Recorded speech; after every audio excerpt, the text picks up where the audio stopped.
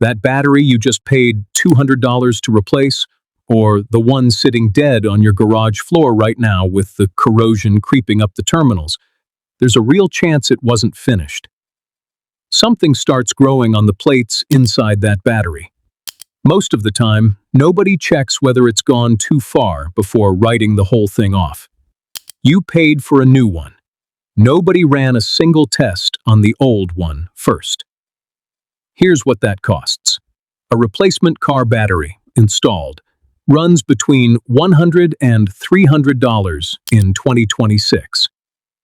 Most drivers pay somewhere around $150 to $250 at a shop or a parts counter.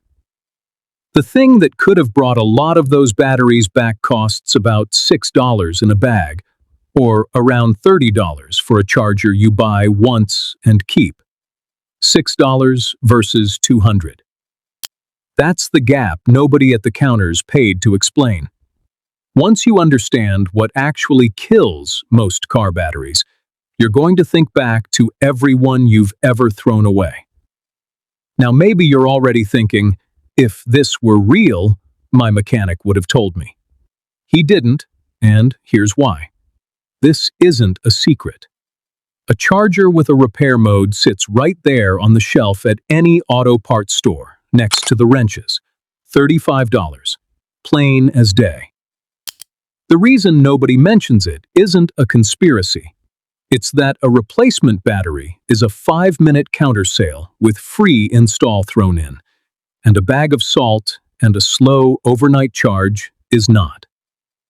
Battery University, the engineering reference text actually read, has published the guidance for years. It just never made it into the training that gets you sold a new battery in under 10 minutes. So let's start with what dead actually means, because that word is doing a lot of work here. Some batteries are genuinely gone. Some of them are the deadest thing in your garage, and no charger on earth is bringing them back. But a lot of the time, they just sat too long. You parked the truck for a season. You left the dome light on. The battery drained down, sat there discharged for weeks, and something quietly hardened inside it. And that something is reversible, if you catch it in time. Some of these batteries come back. Some of them never will. The whole skill is learning to tell the two apart before you spend a dime. That's the part I'm saving for later, because it's the part almost nobody was ever taught. Now, what's actually happening inside the case? A lead-acid battery makes power through a reaction between lead plates and sulfuric acid. When you drain it, the plates react with the acid and form a compound called lead sulfate. That's completely normal. Every single time you start your engine, a little lead sulfate forms. And every time you charge back up, it's supposed to dissolve right back into the acid like it was never there. The problem is what happens when a battery sits discharged. The name for it is sulfation. Lead sulfate forms during every discharge cycle. That's normal chemistry. But when the battery sits half-charged or fully drained for a long stretch, those crystals harden. They stop dissolving back into the acid the way they're supposed to. They turn into a hard, insulating crust on the plates. And that crust chokes off how much charge the battery can hold. That's what a desulfating charger is built to break apart. A 2026 expert battery guide puts it plainly. Sulfation is the primary reason car batteries fail before their time. Not age, not a factory defect. A crust of crystals that formed because the battery sat. Here's why this matters for your wallet. A charger that addresses this problem isn't some rare invention hidden in a lab. It already exists on the shelf. The NOCO Genius One, tested by Automoblog in 2025, costs under $50 and outperformed chargers that cost more than $100. It has a desulfation mode built right in. Walmart sells it. AutoZone sells it. Amazon sells it. This isn't contraband. It's sitting in the same store where they sell you the replacement. So why did nobody offer it to you? Think about how a parts counter actually works. A replacement battery is a fast sale. High margin. They'll even install it for free while you wait, because the install is the closer that seals the transaction. Now picture the same employee handing you a $6 bag of Epsom salt and a $30 charger and saying, "Take this home. It might bring your old one back." That sale never happens. There's no commission in it. There's no training that teaches it.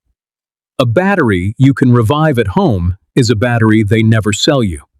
That's not a conspiracy. Nobody's hiding anything in a vault. It's simpler and, honestly, worse than that. The advice the register rewards is just replace it, even when replace it isn't what the plates actually need. Desulfation is real. It's sold openly, and it's just never entered standard automotive training. The person at the counter genuinely doesn't know to offer it. The knowledge gap is the product. Now here's where the story turns, and this is the part I need you to hear clearly, because this is where most people get it dangerously wrong. This isn't really about a magic charger or a magic bag of salt. It's about triage. Desulfation is a conditional repair, not a resurrection. Battery University, in their technical guidance document BU 805, is direct about it. Epsom salt and additive treatments are a cheap stopgap that might buy a sulfated battery a few extra months. Overdosing the salt actually corrodes the plates you're trying to save. Peer-reviewed research on pulse charging, published by El Falali and others, found that pulsing can extend a battery's cycle life by 3 to 4 times, compared to ordinary constant current charging.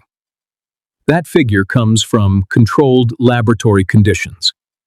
In real-world use, realistic recovery on an early-stage battery is more like 10 to 60% of the lost capacity. A partial second chance, not a guarantee. And here's the honest version. This method is not for everyone, and it's not for every battery. If your battery went down because it sat discharged over a winter, because the truck didn't move for 3 months, because a slow drain pulled it flat in the driveway, that's a candidate. Early sulfation from a battery that was simply neglected is exactly what this addresses. If the battery is more than 5 or 6 years old and has been cycled hard through multiple seasons, the plates may already be physically worn through. No charger addresses that. If the case is swollen, if the battery runs hot during charging, if it won't hold any charge at all after a full cycle, those are signs the damage is structural, not chemical. That one is done. If your vehicle has a sealed AGM battery, the kind common in newer cars and many European models, it's not a candidate for the Epsom salt method at all. Those cells cannot be opened.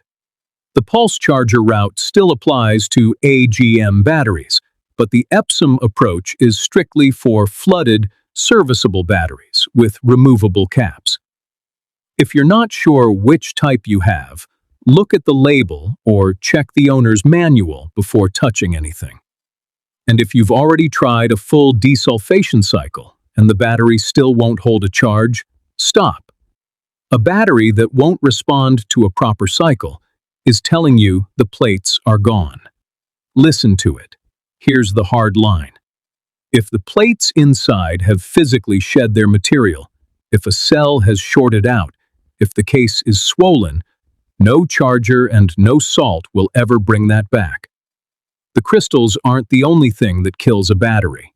When the plates themselves are worn through, it's genuinely and permanently done. That's the point of no return, and it's the difference between a candidate and a battery that belongs at a recycler. So the skill was never the fix. The skill is reading the battery first.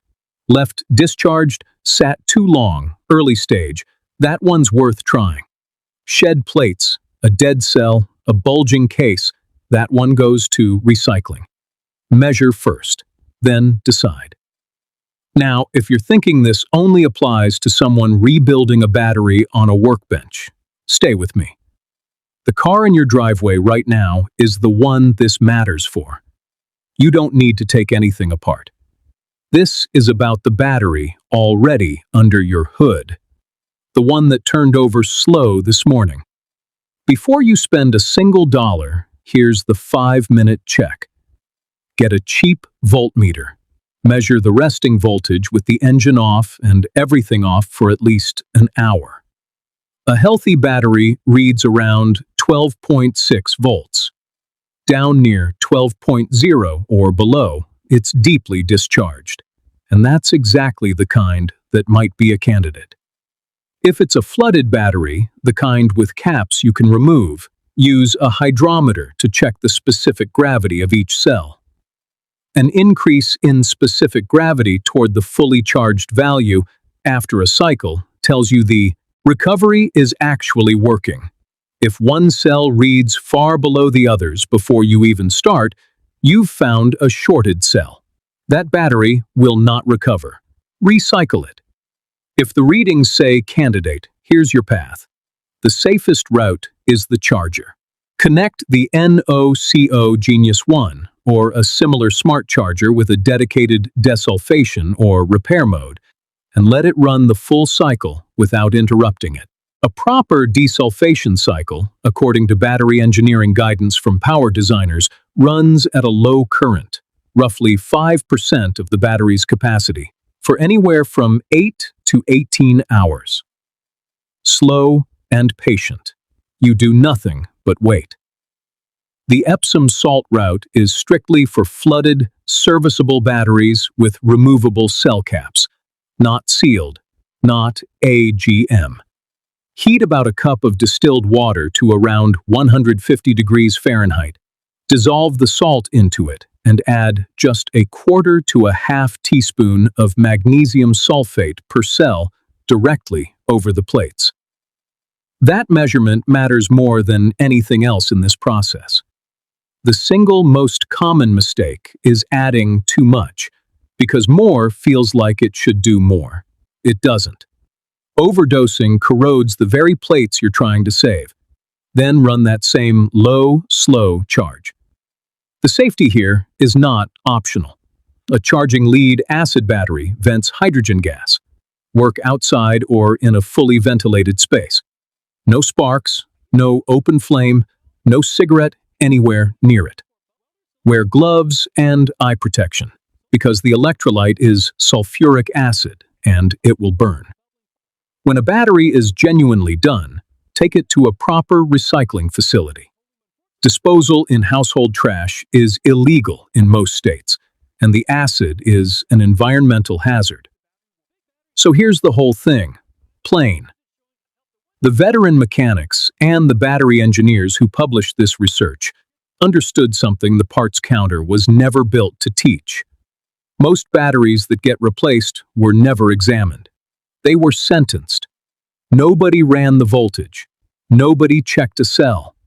They just heard it click slow one cold morning and got sold a new one. That battery on your garage floor isn't trash by default. It's a patient nobody bothered to diagnose. The plates were either recoverable or they weren't, and almost no one was ever shown how to tell the difference before writing the check. The salt and the charger were never miracles. They're just the question you were never taught to ask. The crystals either let go or they don't. Either way, for the first time, you're the one who gets to find out. Tell me what you're driving right now, and how old is the battery in it? Do you even know the year it was put in? Drop it in the comments. I want to see how many of us have been replacing things we never tested. If you're the kind of person who believes real knowledge got quietly pushed aside because there was no money in teaching it, you already know what to do. Most dead batteries were never examined. They were just sentenced. $6 of salt asks the question the counter always skips.